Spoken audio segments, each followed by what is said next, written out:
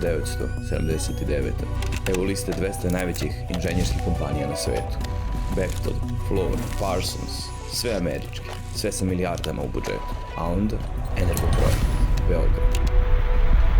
Glavni grad male komunističke zemlje između istoka i zapada, miliona stanovnika. Kako je obična firma sa ovih prostora završila na listi pored američkih i evropskih giganata? I još važnije, zašto danas niko ne zna za njih? Hidroelektrane u Zambiji, aerodromi u Iraku, brane u Peru, pustinje pretvorene u obradivo zemljište u Libiji i svuda isti ljudi, Jugosloveni. Ovo je priča o tome kako se gradi ugled, kako jedna zemlja dokazuje da može da menja kontinente rukama svojih inženjera. Dobrodošli u priču o Energoprojektu.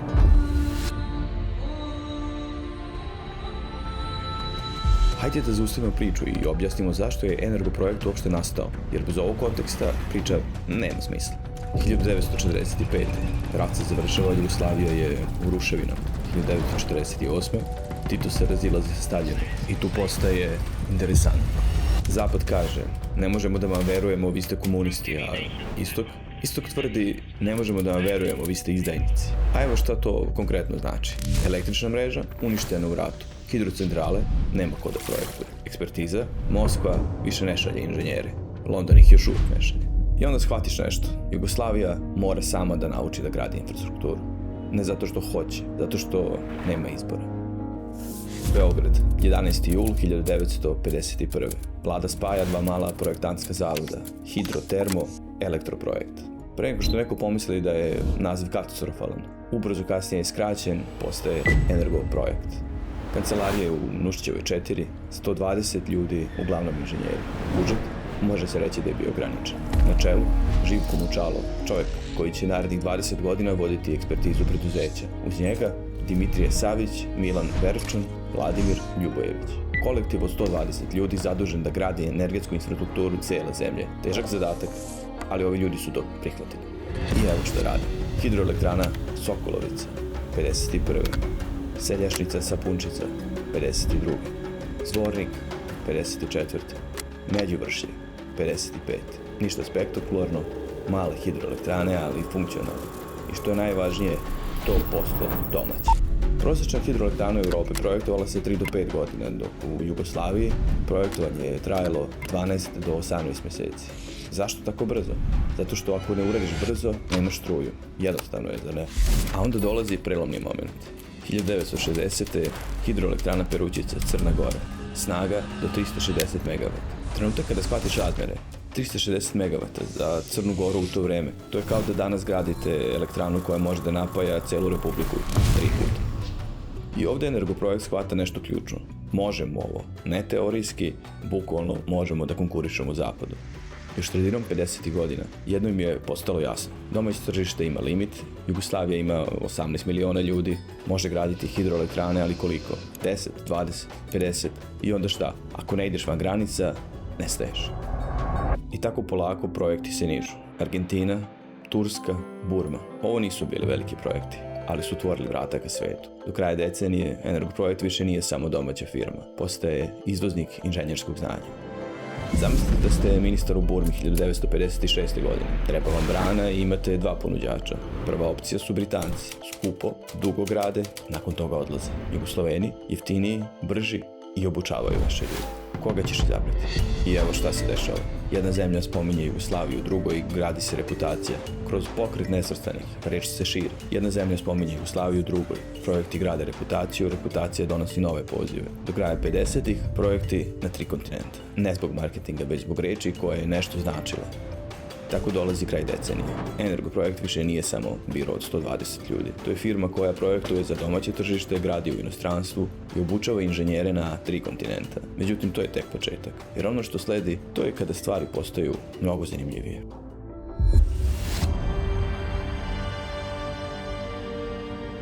...1963. godine. Energoprojekt dobija posao u togu. Hidroelektrana, Pime, mala hidroelektrana, ništa posebno, ali ima nešto što jeste spektakularno. Jugoslovenska firma nije samo na projektu. Ona počinje da gradi ono što projektuje. Do skoro je bilo mi crtamo, vi gradite, ali situacija se menja. Mi crtamo, mi i gradimo. Zašto je to sad bitno? Zato što možeš da kontrolišeš ceo proces i zaradiš više. Da bi radio globalno, Energoprojekt otvara nova predstavništva: ZECO, Unico, Energoprojekt Inc., INEC, Encom. Do kraja decenije 35 entiteta širom sveta. Ne možeš dobiti velike projekte bez lokalne prisutnosti. Rješenje je da budeš lokalan. I tako Energoprojekt postaje globalna firma koja radi lokalno. Međutim, najveći projekat te decenije ne nalazi se u Africi ni u Aziji, nalazi se kod kuće.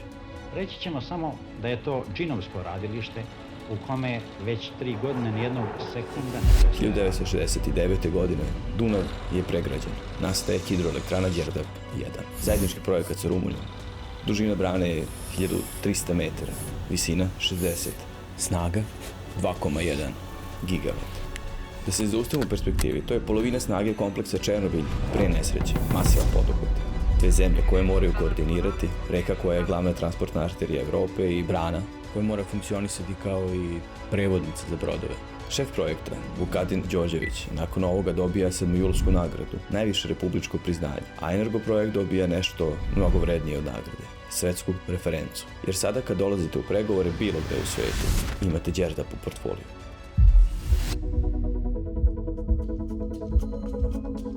Grade se čitavi gradovi. Lusaka, stambeni kompleksi, kafuje, infrastruktura, Ndola, nove četvrte. Energoprojekt ne gradi samo za energiju, gradi za život. Nigerija, elektrifikacija 60 naselja, 1000 km dalekovoda, irigacioni sistemi Jola i Kano. I ono što je ključno, obuka lokalnog stanovništva kako bi nastavili da održavaju izgrađeno. Jugosloveni ne dolaze samo da grade i odlaze, dolaze da nauče ljude kako da održavaju. Libija, 24.000 hektara pustinje, ništa, samo pesak. Pre je ovde bila pustinja, posle 1050 farmi. Projekat Garabul, transformacija pustinja u obradivo zemljište, kanali, cevovodi, rezervoari, sistemi za navodnjavanje. Sad malo da pričamo o ljudima koji su ovo gradili. Arhitekta Aleksandar Keković vodi projekat na temperaturi od 50 stepeni, peščane oluje, nedostatak vode, nema senke, ali ovo je fascinantno, ljudi nisu odustajali. Svaki završeni projekat donosio je novi i to je bila filozofija. Ne gradiš za danas, gradiš za reputaciju. Nakon toga dolazi projekat koji zvuči nevjerovatno. 1970. Energoprojekt radi na hidroelektranama Hemrin, ključna brana na reci Dijali, najvažnijoj pritoci Tigra, projektovana za kontrolu poplava i navodnjavanje plodne doline istočnog Bagdada, Hadita. Gigantsko zdanje na reci Eufrat je jedno od najvećih energetskih objekata u regionu. Standardni poslovi, ali onda nešto drugačije. Projekat 202C. Vrednost 500 plus miliona dolara. O čemu se radi? Tajno. 1967. u šestodnevnom ratu Izrael uništava arapske avione na tlu. 1973. u Jom Kipurskom ratu ponovo su avioni uništeni pre nego što su poleteli. 4. aprila 1981. godine u napadu iranskog ratnog vazduhoplovstva na vazduhoplovni kompleks H3 uništeno je ili teško oštećeno najmanje 48 aviona na zemlji i to bez jednog iranskog gubitka. Irak konačno shvata problem. Aerodrome je lako uništiti, mora se naći rešenje. Potreban je tajni vojni aerodrom sa specijalno projektovanim bunkerima za avione. Imate zidove od 1 metra betona, ojačanja od 30 cm čelika, vrata 50 cm blindiranog čelika, rulne staze dijagonalne, taksi staze direktno iz hangara. Svaki hangar samostalno snabdevanje vodom, strujom i gorivom. Da se razumemo, to nisu bili civilni projekti. To su bili vojni kompleksi izgrađeni da prežive sve. Golfski rat 1991. Just 2 hours ago, Allied air forces began an attack on military targets in Iraq and Kuwait. Policija bombarduje Irak masovno. Koristeći precizno navođeno oružje, mnogi aerodromi i objekti su tako uništeni i oštećeni, ali ovi specijalni hangari sa metarskim betonom, ojačanjem i blindiranim vratima pokazali su izuzetnu otpornost. Energoprojekt nije gradio samo objekte koji su održavali ekstremne testove. Gradili su i one koji su završavali u rekordno kratkom roku, kada niko drugi nije ni sanjao da je to moguće.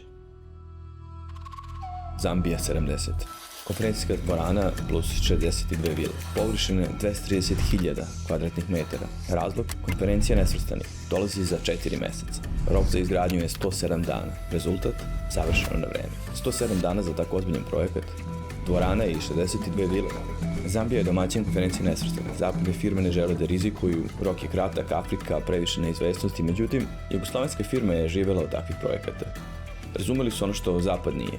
U nesvrstanim zemljama sve je bilo u odnosima, ne u pukim kvadratima i projektima, i završili su. Isti scenario se ponavlja. Uganda, konferencijski centar Kampala, Gabon, kongresni centar, Nigerija, sajem u Lagosu, Kuvajt, kompleks 19 ministarstava. Ovo nisu bile obične zgrade, bile su to građevine koje predstavljaju državu. A kod kuće, tunel Vračar i tunel Karakol. Koristi se specijalna tunelska mašina krtica, pionirski poduhvat za naš region. I onda dolazi 79. godina.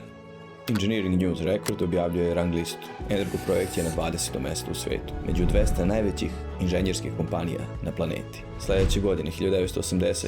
Energoprojekt je na 6. mestu među 50 najboljih consulting firmi, a na 27. mestu u kategoriji najvećih izvođača. Firme iz Beograda ispred vodećih svetskih giganata.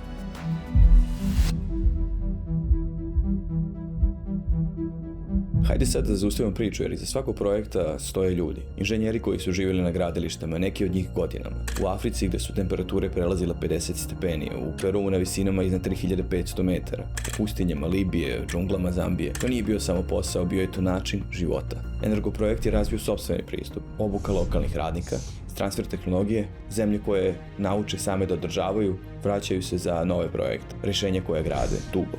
Energoprojekt nije gradio da impresionira, već da služi. Bilo da je džungla ili pustinja, rješenje je prilagođavanje. To nije bio altruizam, već strategija. Zambija, 1975. Hidroelektrana Kafue Gorge. Kako dovesti tone opreme kroz džunglu? Putevi su bili improvizovani, mostovi poplavljeni u sezoni kiša, komunikacija minimalna. Rješenje je bilo transportovati u sušnoj sezoni, skladištenje opreme na lokaciji, gradnje privremenih mostova. Nije bilo lako, ali projekat je završen. Na tom projektu ljudi su radili u turnusima od 6 mjeseci na gradilištu, mjesec dana kod kuće. Neki su ostajali godinama. To nikako nije bio turizam, to je bio surovi život. Harare, Zimbabve, 1980. godina. Nekoliko mjeseci nakon što je Južna Rodizija proglasila nezavisnost i postala Zimbabve, Energoprojekt dobija poziv. Zadatak je bio izgraditi kongresni centar i hotel Sheraton, sve u cilju kako ugostiti 8. summit Pokreta nesvrstanih, 1986. Na projektu radi i bračni par arhitekta, Dragoljub i Ljiljana Bakić. Konkurencija je jaka, 7 zemalja, Englezi već imaju gotov projekt, ali Energoprojekt pobeđuje. Dragoljub Bakić kasnije priča. Bio je to pravi, ozbiljan posao. Osjećalo se da je država tek u formiranju. Sretali smo ministre po ulici, svi su išli biciklom. Hotel je imao spratnost prizemlje, međusprat, 16 spratova plus potkad, kongresni centar kapaciteta 5000 sedišta, ukupna površine 60.000 kvadratnih metara. 86. godina, 8. summit Pokreta nesvrstanih, gostuje 101 zemlja, predsjedavajući Robert Mugabe. Zgrada koju su Bakići projektovali ugostila je svet. Danas hotel više nije Sheraton, zove se Rainbow Towers, ali zgrada još uvijek tu stoji, kao i stotine drugih koji su Jugosloveni podigli širom sveta. Energoprojekt postaje gigant. 80. su vrhunac, gradi se na 4 kontinenta. Evropa, Azija, Afrika i Južna Amerika. Kako je Jugoslavija uspela ovako nešto? Afričke i azijske zemlje trebali su ove projekte posle dobijanja nezavisnosti. Zapad im nudi kredite, ali sa političkim uslovima, dok im istok nudi pomoć sa političkim uslovima. A Jugoslavija, ona nudi znanje bez politike i to menja apsolutno sve. Period kada Energoprojekt dostiže puni kapacitet. Projektuje, izvodi, konsultuje. Projekti se nižu od brana do stadiona, od tunela do fabrika. Energoprojekt prestaje da bude specijalizovana firma. Postaje multidisciplinarna sila. Kod kuće grade hidroelektrane Đerdap 2, Bajina Bašta, Zavoj, sa jednim od najdužih hidrotehničkih tunela u Europi. Termoelektrane Nikola Tesla B, Kostolac B. Počinje se sa radom na podzemnoj željezničkoj stanici Vuku Spomenik, stanici na 4 nivoa, 40 metara ispod površine, kao zgrada od 15 spratova. Energoprojekt ne gradi samo van granica, gradi sopstvenu prestonicu. I onda, 1985. godine, Engineering News Record ponovo objavljuje rang listu. Energoprojekt je na 13. mjestu, bolje nego 79. I evo šta je još važnije. Odnos domaćih i inostranih poslova sada je 20% domaći projekti, 80% inostrani projekti. To znači 80% prihoda dolazi iz inostranstva. Energoprojekt više nije firma koja radi u inostranstvu. Energoprojekt je bio svetski gigant. To što je dolazio iz Jugoslavije bila je samo njegova polazna tačka.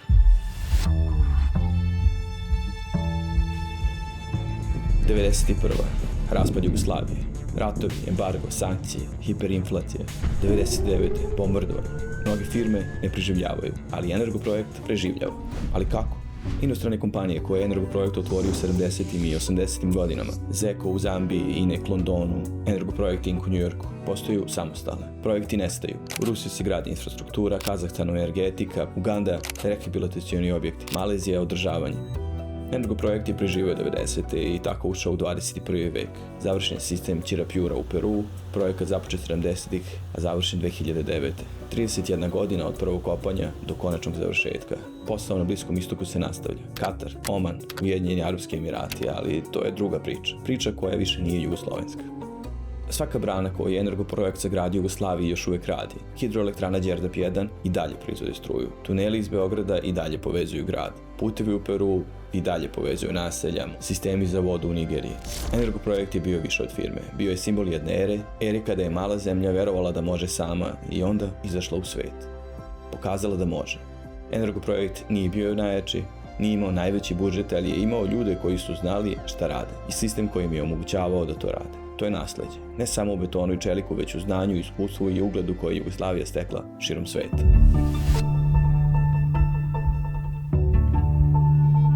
Vidite ko danas gradi brane u Africi. Kina. Ko gradi puteve? Kina.